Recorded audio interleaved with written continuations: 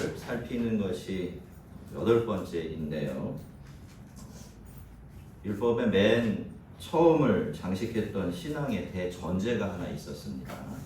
그것은 하나님의 백성들은 하나님만 섬겨야 한다라는 것이었죠. 이스라엘 백성들에게 그것보다 더 중요한 것이 없고 그 이외 모든 말씀과 지켜야 될 일들은 바로 거기서부터 비롯되기 때문입니다. 자, 그 다음에 이어진 것이 우리가 사회법이라고 부르는 것인데요. 여기서는 이스라엘 백성들이 하나님의 백성으로서 함께 살아가면서 서로를 위해서 그리고 자신을 위해서 지켜야 될 원칙들이 이렇게 기록이 되어 있습니다. 이스라엘 백성들은 하나님 앞에서 하나님을 모시고 살아가야 했고 하나님의 백성으로서 땅에서 하늘을 흉내내는 그런 사람들이 되어야 했기 때문이죠. 그래서 율법은요, 어떤 종교적인 율례나 규율 이런 것으로 주어지기 전에 한 나라 백성들이 지켜야 되는 그런 법률의 형태로 백성들에게 주어졌던 것입니다. 여러분, 하나님은 우리가 하나님을 사랑하고 또 그와 같이 서로를 사랑하기를 바라십니다. 그렇게 부족하나마 이 땅에서도 우리가 하나님 나라를 흉내내고 닮아가면서 복스럽게 살아가기를 바라세요. 출애굽기의 모든 사회법들을 마무리하는 율법들이 오늘 본문인데 모두 정의와 공평에 대한 율법이라는 점은 그래서 상당히 중요한 것입니다. 오직 정의를 물같이 공의를 하수같이 흐르게 하라 라고 했던 아모스 선지자 예언처럼 한 사회나 공동체가 하나님의 뜻을 이루는 하나님의 나라가 되는 것은 이 정의와 공평이라는 것이 없으면 절대로 불가능하기 때문입니다. 오늘 말씀들을 보면 모두 다 하지 말라, 하면 안 된다. 대개가 이렇게 금지 명령으로 되어 있습니다. 그러니까 공평과 정의를 세우고 지키기 위해서 우리가 주의해야 하고 피해야 될 것들이 어떤 것들이 있는지를 넓은 틀에서 보여주고 있는데요. 그것은 아마도 공평과 정의가 그만큼 지키기는 어렵지만 반대로 깨뜨리기는 쉬운 그런 것이기 때문일 겁니다. 우리가 1절부터 하나씩 살펴보면요. 너는 거짓된 풍설을 퍼뜨리지 말고 악인과 연합하여 위증하는 증인이 되지 말며 라고 말씀합니다. 한 사회가 공평하고 정의로운 것이 되고자 한다면 무엇보다도 거짓말을 조심해야 합니다. 거짓말은 어떤 것이든지 간에 가볍게 생각하면 안 되는 거예요. 사적인 가십이든 아니면 법정에서 하는 공적인 증언이든 다 똑같습니다. 그런 일들은 모두 어떤 사람에게 억울하고 부당한 피해를 입히고 진실과 또 거짓을 뒤바꿔버리죠. 선인이 악인이 되게 하고 악인은 선인의 자리를 오게 하는 그런 역할을 하기 때문입니다. 그래서 거짓 소문을 퍼뜨리면 안 됩니다. 위증을 해서도 안 돼요. 여러분 그럴 일이 많지 않겠지만 그래서는 안 되는 겁니다. 원칙적으로 거짓이라는 것은 그것이 가볍든 무겁든지 간에 피해야만 하는 것이죠. 여러분 세상에 선한 거짓말이 없고 악하지 않은 위증이 없어요. 다수를 따라 악을 행하지 말며 송사의 다수를 따라 부당한 증언을 하지 말라. 하나님의 백성들은 정의와 공평을 지키기 위해서 피해야 될 두 번째 것이 있는데 그 장애물이 있는데 그것이 바로 숫자입니다. 첫 번째는 뭐였죠? 거짓말이었어요. 두 번째는 숫자입니다. 더 정확하게 말씀드리면 다수가 주는 압력을 말하는 겁니다. 여러분 숫자의 힘을 아십니까? 숫자의 힘은요 사실 우리가 잘 인식하지 못해서 그렇지 어마어마하게 힘이 셉니다. 우선 다수이기 때문에만 가지는 엄청난 압력이 있어요. 소수가 그 압력을 견디면서 다들 아니라 라고 하는데 맞다 라고 하는 일은 정말 불가능에 가까울 정도로 쉽지 않은 일이죠. 게다가 다수는요 단순히 숫자가 많기 때문에 그 하나의 이유로서 답처럼 여겨질 때가 굉장히 많아요. 그렇게 믿어지는 겁니다. 저도 그래서 속은 적이 한두 번이 아니에요. 막 많은 사람들이 그 길을 가더라고요. 거기에 있더라고요. 아, 뭔가 있겠다. 내 눈에 보이지 않는 뭔가가 있겠다. 그래서 딱 저도 따라갔습니다. 거기에 속했어요. 한참 시간이 지나니까 속았구나. 아무것도 없네. 돌아 나왔습니다. 여러분, 그래서 다수에 휩쓸리면 안 됩니다. 그러면 선이 아니라 악을 행하게 되기가 쉽고요. 부당한 증언을 하게 될 수 있습니다. 그렇게 정의와 공평이 깨지게 되는 것이죠. 우리는 예수님께서 우리들의 언어 생활에 대해서 말씀하실 때 뭐라고 하셨습니까? 그죠? 예할 것은 예하고 아니라 할 것은 아니라고 하라. 그것으로 너에게 충분하다고 말씀하신 것 잊으면 안 됩니다. 여러분, 옳은 것은 옳은 것이에요. 그른 것은 그른 것입니다. 100명 중에 99명이 그렇게 하고 있다고 해도 그른 것은 그른 것이고 옳은 것은 옳은 것입니다. 숫자를 믿으면 안 돼요. 우리가 숫자 대신 믿어야 될 게 무엇이죠? 그것은 바로 우리의 선한 양심이고 하나님의 말씀입니다.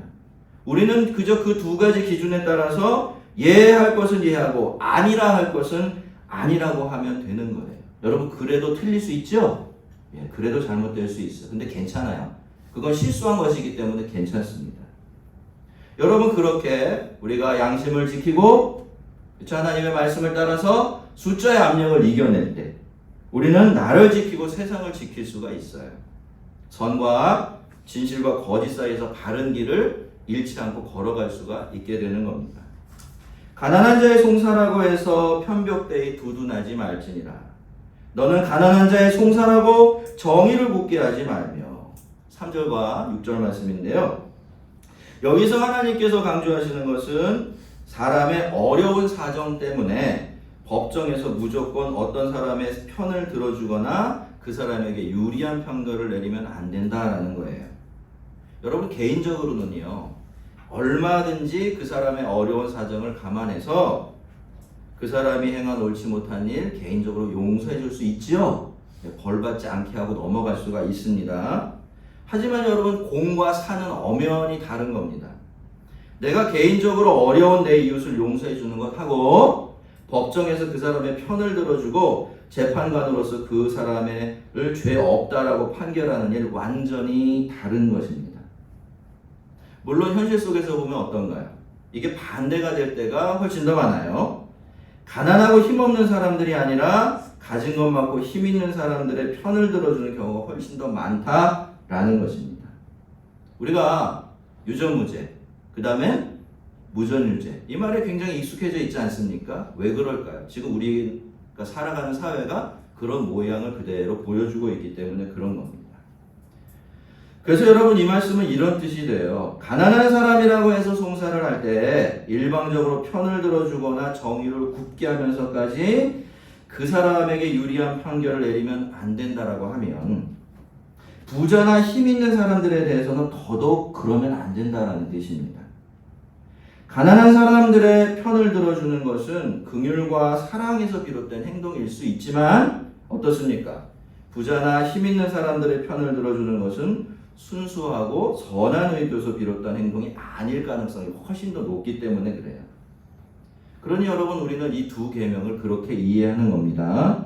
공적으로 어떤 사람의 잘잘못을 가리고 판결을 내릴 때에는 그 사람의 재산의 많음은 물론이고 그 사람의 가난함까지도 그 사람의 유불리의 잘못과 잘못한 것에 잘못하고 잘한 것에 판단하는데 영향을 미치도록 하면 안 된다라는 것입니다. 이 원칙을 지켜내야 그 사회는 하나님 나라처럼 정의롭고 공평한 사회가 되는 거예요. 제가 예전에 어떤 책을 봤습니다. 어떻게 성도들이 하나님을 믿는 자로서 세상에 살아갈 수 있을까를 이야기하는 책이었는데요. 그 책에서 추천하는 방법은 그거였습니다. 성도들은요, 회색분자가 돼야 된대요, 사회에. 무슨 말인지 아시겠죠? 자기가 기준에 대해서 옳고 그름을 정하고 있으면 안 된다는 뜻입니다. 어떤 사안에 대해서는 어때요? A가 옳을 수 있죠? 그럴 때는 A를 지지하는 겁니다. 또 다른 사안인 B의 경우에는 다른 사람이 또 옳을 수도 있죠? 하나님의 기준으로 볼 때, 그죠? 그러면 그때는 이 사람을 지지해 주는 거예요. 그 역할을 하는, 그래서 균형을 맞춰주는 역할이 누구의 역할이다? 예, 성도들의 역할이다. 이런 겁니다. 성도들은요, 어떤 손을 무조건 편들어서 그 의견을 관철시킴으로써 세상을 내 마음대로 만들어야 하는 사람들이 아닌 거예요. 그냥 소수로 존재하면서 하나님이 보시기에 옳다고 여기는 그 방향으로 가주면 되는 겁니다. 때로는 그것이 우리가 여기에도 속하지 못하게 하고 저기에도 속하지 못하게 하는 그런 일이 되더라도 말이죠. 그래야 어떻습니까? 우리가 속해 있는 이 사회가, 이 공동체가 정의롭고 공평한 곳이 될 수가 있어요. 자, 여러분, 가난한 사람의 이런 송사에 관한 두 개의 율법 사이에 아주 재미있는 율법 두 개가 위치해 있어요. 읽어보면요, 하나님이 뭐 이런 것까지 시시콜콜하게 율법으로 정해주셨나 싶지만, 여러분, 그래서 율법은 율법이고 하나님은 그래서 하나님이 되십니다. 여러분, 하나님은요, 우리의 삶의 구석구석을 아주 세밀하게 다뤄내고 싶어 하세요. 그래서 가장 예민한 문제가 있을 때에도 주저없이 그걸 건드립니다. 여러분, 다윗이 우리아의 아내를 범했을 때, 그죠? 하나님이 어떻게 하셨어요? 그냥 내버려 두셨나요? 껄끄러우니까 불편하니까 그래 넘어가자 이러셨나요? 아니에요. 어떻게 하셨어요? 나단을 보내셨어요. 그래서 자기가 무슨 죄를 지었는지도 모르고 있는 다윗을 흔들어 깨우셨습니다. 아주 전곡을 찔러버리신 거예요. 여러분, 하나님이 왜 그러셨을까요? 그 깊이 숨겨진 그 불편한 죄까지 건드리지 않으면 사람은 온전히 하나님의 사람으로 빚어져 갈 수 없기 때문에 그렇습니다. 구석구석까지 하나님의 백성답게 빚어져 갈 수 없기 때문이죠. 그래서 여러분, 하나님의 말씀은 늘 시시콜콜해요. 율법도 우리를 불편하게 할 때가 있고 산상순을 보면 우리가 걸려 넘어질 때도 있고 그런 겁니다. 그래서 우리가 하나님의 백성으로 하나님의 말씀을 맞닥뜨리며 살아가려고 하면 이러한 불편함을 어느 정도는 감수할 줄 알아야 되는 것이죠. 만일 내 원수의 길 잃은 소나 나귀를 보거든 반드시 그 사람에게 돌리지며 내가 만일 너를 미워하는 자의 나귀가 짐을 싣고 엎드러짐을 보거든 그것을 버려두지 말고 그것을 도와 그 짐을 부릴지니라. 여러분, 하나님은 우리를 만드셨어요. 그렇죠? 그렇기 때문에 하나님은 우리의 아킬레스건이 어디인지 잘 아십니다. 어디가 특별히 취약한지 너무나 잘 알고 계세요. 어떤 사람들을 사랑하는 일이 제일 힘든지, 어떤 사람들에게 공의와 정의를, 공평과 정의를 베푸는 일을 가장 어려워하는지 그런 거 잘 알고 계십니다. 여러분, 그 사람들이 누굽니까? 나의 원수예요. 나를 미워하는 사람들이에요. 원수가 늘 언제나 참 가까이 계신 그런 분들도 계시겠지만요. 여러분, 원수는 어떤 사람들입니까? 그 사람이 왜 나의 원수가 됐죠? 원수는요, 나에게 상처를 입히고 손해를 입힌 사람입니다. 그렇죠? 그런데도 불구하고 자기가 잘못한 줄도 모르고 보상은커녕 사과도 하지 않으려는 그런 사람들이에요. 그런데 여기까지만 오면 이 사람은 참 원수가 될 수가 없습니다. 성경을 보니까 참 과부도 있던데 참 원수가 될 수가 없어요. 원수라고 불릴 자격이 없는 거예요. 여러분, 어떤 사람이 나의 참된 원수가 되려면 여기에 꼭 한 가지 조건이 더해져야 하는데 그럼에도 불구하고 내가 그 원수를 갚아줄 수 없어야 한다는 겁니다. 그럴 힘이 없어서 그렇고요. 내가 너무 착해서 그럴 수가 없을 때 상대방은 나의 원수가 되기가 쉬워요. 어떻습니까? 그나마 다시 보지만 않을 수가 있어도 어떻게 넘어갈 수 있을 텐데 그것도 안 돼요. 왜요? 원수는 옆에 있거든요. 늘 이웃입니다. 자, 그런데 여러분, 어느 날 길을 가는데 그 원수의 짐승이 길을 헤매고 있습니다. 길을 잃고 헤매고 있어요. 내가 그걸 딱 발견하게 됩니까? 된 거죠? 무슨 뜻입니까? 이제 나는 아무 일도 아무 짓도 하지 않고서 내 원수를 갚을 절호의 기회를 맞이하게 된 거예요. 자, 또 이런 경우도 있죠. 이런 경우 어떤 사람이 괜히 나를 미워해요. 그게 뻔히 보입니다. 그것 때문에 너무너무 고통스러워요. 어떻게 됩니까? 속이 푹푹 썩어요. 회사를 그만두고 싶어질 정도예요. 그런데 어느 날 보니까 나를 미워하는 사람의 나귀가 짐을 잔뜩 싣고서 주저앉아서 일어나지를 못하고 있습니다. 자, 당연히 그 나귀의 주인도 옆에서 낑낑대고 있지요. 자, 우리가 이런 경우를 일컬어서 전문용어로 뭐라고 불러요? 쌤통 이렇게 부릅니다. 여러분 쌤통은 뭐가 정답이에요? 그냥 내버려 두는 게 정답이죠? 예. 그게 최고입니다. 이 마음이 모질지 못하는 우리는요, 그런 식으로라도 소극적으로 좀 복수를 하고 위로를 좀 받아야 할 필요가 있는 거죠. 근데 여러분 하나님 뭐라고 하십니까? 이런 경우에 어떻게 하라고 하세요? 그 길 잃은 소와 나귀를 어떻게 반드시 그 사람에게 돌리라. 예외가 없다는 거죠. 그 나귀를 버려두지 말고 그것을 도와 그 짐을 부릴지니라 라고 하셨습니다. 여러분 우리의 상식으로는 쌤통일 때는 그렇게 하는 게 아니에요. 그게 정답이 될 수가 없어요. 근데 여러분 이것이 바로 하나님께서 말씀하시는 공평과 정의입니다. 우리가 이 율법을 잘 들여다보게 되면요, 하나님께서 무엇을 가지고 정의와 공평이라고 하는지가 보여요. 여러분 정의와 공평이 뭡니까? 어떻게 하면 정의와 공평을 세우고 지켜갈 수 있어요? 정의와 공평은 사람에 따라서 옳고 그름이 바뀌지 않는 것을 의미해요. 다시 말씀드릴까요? 정의와 공평이 뭐라고요? 내 앞에 서 있는 사람이 누구냐에 따라서 내가 생각하는 옳고 그름이 변하지 않을 때 그걸 정의와 공평이라고 불러요. 내 앞에 있는 사람이 나의 은인이든 원수이든 내가 좋아하는 사람이든 나를 싫어하는 사람이든 그것 때문에 내가 마땅히 그러해야 한다라고 생각하는 생각이 바뀌지 않고 그렇기 때문에 내가 취하게 되는 행동이 바뀌지 않을 때 그럴 때만 정의와 공평은 세워질 수가 있는 겁니다. 여러분 지금요 하나님께서 이 부분에서 말씀하시는 것은 너의 원수를 사랑하라고 하시는 게 아니에요. 너를 미워하는 사람을 미워하지 말라라고 말씀하시는 것도 아닙니다. 물론 우리는 그렇게 하기도 해야 합니다만 지금 여기서 하나님께서 말씀하고 문제 삼고 계시는 것은 오로지 우리의 행동입니다. 그것도 최소한의 행동이에요. 여러분 하나님은 이 두 율법을 너의 원수와 너를 미워하는 사람이라는 말로 시작을 하셨습니다. 하지만 여러분 그렇게 시작한 이 율법을 하나님께서 이어나가시면서 챙기고 있는 것은 짐승과 나귀예요. 그 사람이 아니라 그 것이라는 것입니다. 그것이 아무리 원수의 짐승이라도 길을 잃고 헤매고 있으면 어떻게 해야 됩니까? 여러분이 대답해 주세요. 그 주인에게 돌려줘야 돼요. 찾아서. 그렇죠? 예. 왜 그렇습니까? 그게 그저 올바르기 때문이에요. 그리고 아무리 나를 미워하는 사람이라도 그 사람의 나귀가 과중한 짐을 싣고 주저앉아 있는 것을 보면 어떻게 해야 돼요? 그냥 지나치면 안 됩니다.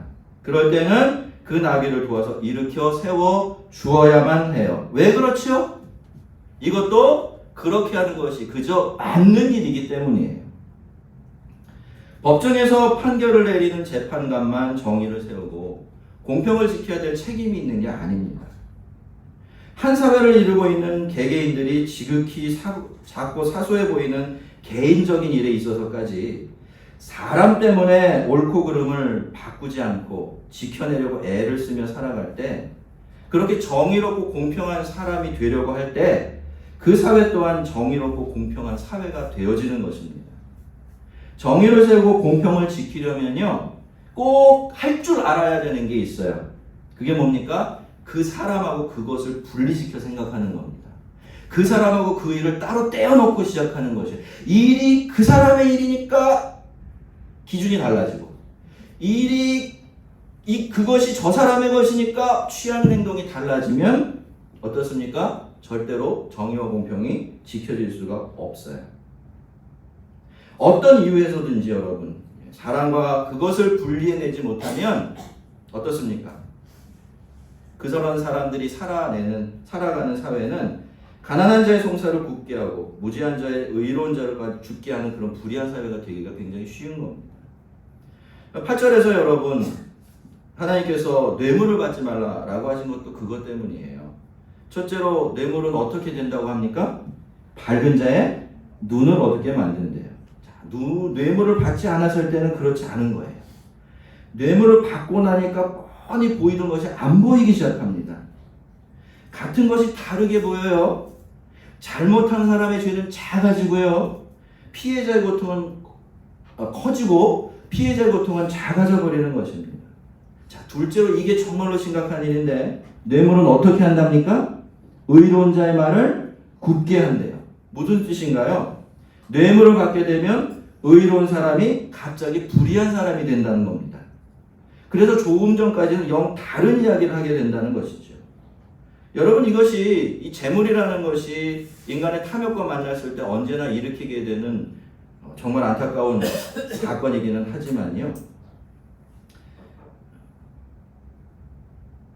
뇌물이 그런 악한 힘을 가지고 있는 이유는 그것이 반드시 분리해 놓고 생각해야 되는 그 사람과 그 사람과 그 일을 뒤섞어 버리기 때문에 그런 겁니다. 그러니까 그런 사람들이 많은 곳에서는 정의와 공평을 기대할 수가 없게 되는 것이죠. 자, 오늘 하나님께서는 정의와 공평에 대한 모든 말씀들을 너는 거짓된 풍설을 퍼뜨리지 말며 라는 계명으로 시작을 하셨어요. 그리고 너는 이방 나그네를 압제하지 말라라는 말로 마무리하고 계십니다. 마치 이 두 계명 속에 정의와 공평에 대한 다른 모든 계명이 다 들어있는 것처럼 말이죠. 우리가 이렇게 계명들을 읽어보면 이것보다 훨씬 무겁고 중요한 것이 많아 보이는데도 그렇습니다. 그런데요, 우리가 이 말씀 앞에 잘 머물러서 한번 가만히 생각을 해보면 그 말이 맞아요. 하나님 말씀이 맞는 겁니다. 여러분, 풍설 아주 사소한 것입니다. 이거 다른 영어 성경에서는 가십으로 옮기는 영어 성경이 많아요. 무슨 뜻입니까? 가십이 뭐예요? 너무 가벼운 말들이에요. 그냥 떠돌아다니는 말들입니다. 사람들이 맞으면 맞는 거고 아니면 말고 하기가 가장 쉬운 아주 가볍고 사소한 말이죠. 그리고 이방 나그네는 또 어떤 사람들입니까? 한 사회가 가장 가볍게 여기며 무시하기가 쉬운 그런 사람들이에요. 사실 그렇게 대해도 별다른 문제가 생기지 않는 그런 사람들이 바로 이방 나그네들이에요. 자, 그런데 여러분, 하나님은 뭐라고 하십니까? 거짓 풍설을 퍼뜨리지 말며 이방 나그네들을 괴롭게 하지 말라라고 하고 계십니다. 왜 그렇습니까? 그렇게 작고 사소해 보일 수 있는 한마디 말을 하고 가장 작은 사람들을 대하는 방식에서 정의와 공평이 무시되기 시작한다면 그 사회는 결코 정의와 공평을 제대로 지켜낼 수가 없고, 그래서 거짓 일을 멀리하며 무죄한 자와 의로운 자를 죽이지 말라는 더 무겁고 중요한 계명과 율법에도 순종할 수 없는 불의하고 공평한 사회로 변질되기가 쉽기 때문에 그런 겁니다. 여러분, 이제 말씀을 정리하겠습니다. 하나님께서 그토록 원하시고 사람들이 그토록 바라는 공평과 정의는 공인은 공인들의 자리에서, 그렇죠? 공인들은 공인들의 자리에서, 개인들은 개인의 자리에서 피해야 될 것을 피하려고 애쓸 때만 지켜질 수 있습니다. 첫 번째로 피해야 될 것이 뭡니까? 거짓말이에요. 머리 좋으신 분들은 기억하실 것 같아요. 두 번째로 피해야 될 것은 숫자 유혹과 압력입니다. 무슨 뜻입니까? 수가 많다고 정답은 아니라는 것을 알아야 하고, 많은 사람들이 가는 길이라고 그 길이 옳은 것도 아니라는 사실을 알아야 된다는 겁니다. 오히려 주님의 말씀처럼 반대가 될 때가 많다는 사실을 알고 있어야 된다는 거죠. 세 번째로 피해야 될 것은 사람이나 그 사람과의 관계에 휘둘리지 않는 것입니다. 그래서 뇌물도 주고 받으면 안 된다고 말씀하시죠. 자, 그리고 마지막으로 정의와 공평을 지켜내는 일에는 너무나 작고 사소한 일도 없으며 무시해도 될 만큼 작고 하찮은 사람도 없다는 것을 알아야 한다는 겁니다.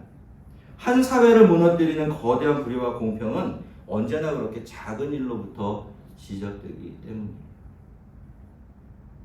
여러분, 우리나라는 이스라엘이 아니죠. 하지만 그럼에도 불구하고 하나님 나라를 닮아가야 하고 하나님께서 다스리시는 하나님의 나라가 되어야 합니다. 그렇죠? 그래서 여러분 어떻습니까? 우리도 이스라엘 백성들처럼 율법이 우리에게 요구하는 바를 따라서 의롭고 공평해져야 돼요. 하나님께서 이 나라에 대해서 그런 꿈을 꾸고 계시듯이 우리도 하나님과 똑같은 꿈을 꾸어야 하며 하나님께서 우리에게 맡기신 그 자리에서 작게 그리고 또 크게 정의롭고 공평하게 살아가면서 이 나라를 위해서 끊임없이 기도하는 그런 사람들이 되어야 하는 것입니다. 이 나라도 주의 나라처럼 정의와 공평이 흐르는 나라가 되고, 그래서 하나님의 뜻이 하늘에서 이룬 것처럼 이 땅에서 한 뼘이라도 더 넓고 깊게 이루어지도록 그렇게 기도하고 애쓰고 간구하며 살아가야 하는 것입니다. 여러분, 정의와 공평이라는 주제 아주 우리와 먼 것 같고요. 너무 방대하기만 한 것 같습니다. 하지만 생각해보면 그렇지가 않아요. 그것은 우리가 거짓된 풍설을 퍼뜨리지 않고 이방 나그네를 압제하지 않는 것 같은 작은 일로부터 시작되고 마무리되는 것입니다. 여러분, 정의와 공의라는 것은 그 안에 모두 들어있고요. 그것 없이 진정으로 함께 행복한 세상이 될 수가 없어요. 여러분, 한국교회의 신앙의 가장 큰 취약점이 뭔지 아십니까? 우리의 신앙의 가장 큰 취약점이 뭔지 아세요? 우리 신앙에는 공공성이라는 게 없다는 겁니다. 우리는 우리 자신에게는 지대한 관심을 가지고 살아요.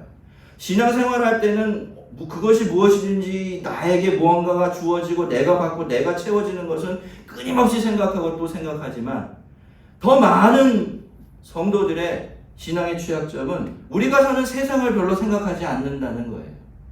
그런데 여러분, 정말 세상이 우리의 인생과 별 상관이 없던가요? 아니죠. 요 전에도 우리는 그 세상의 정의와 공평이 무너졌기 때문에 상관없는 우리에게 얼마나 많은 고통과 속상함이 전해졌는지 알고 있지 않습니까? 그런 겁니다, 여러분. 세상은요, 아무 일 없을 때는요, 그 세상이 나와 함께 더불어 굴러가고 있다는 사실을 몰라요. 인식하지 못하는 거죠. 무슨 일이 생기면 그제서야 어이쿠 하지만, 그제서야 우리가 그런 마음을 가지고 하나님의 마음으로 세상을 품는 일은 사실 쉽지가 않은 겁니다. 여러분, 우리가 하나님께서 우리에게 주신 그 작은 자리에서 오늘 말씀을 따라서 때로는 크게 때로는 또 작게 정의와 공평을 세우고 지켜내며 살아가야 합니다. 그래야 우리가 주기도문을 외울 때마다 간구하고 기도하는 것처럼 하나님의 뜻이 하늘에서 이룬 것처럼 어디서도 땅에서도 우리가 살아가는 이 자리에서 구체적으로 이루어지는 그런 일이 가능한 거예요. 여러분, 기도는 그렇게 하는데, 주님이 그거 가르쳐 주셨다고 제일 중요한 기도로 삼아 기도하는데 우리의 삶이 거기에 전혀 같이 가고 있지 못하다면, 여러분, 우리의 기도는 사실 거짓인지도 몰라요. 여러분, 하나님의 뜻이 하늘에서 이룬 것처럼 우리의 삶의 자리에서도 이루어지기를 바라십니까? 꼭 정의와 공평을 작은 일로부터 챙기시기를 바랍니다. 그리고 끊임없이 이 세상이 하나님의 뜻대로 돌아가도록 열과 힘을 다해서 기도해 주시고요. 우리의 애씀과 우리의 기도를 통해서 이 세상에 한 뼘이라도 더 정의와 공평이 넓어지고 깊어지는 그 기적 같은 은혜가 있기를 주의 이름으로 축원합니다. 우리 같이 한번 기도하겠습니다.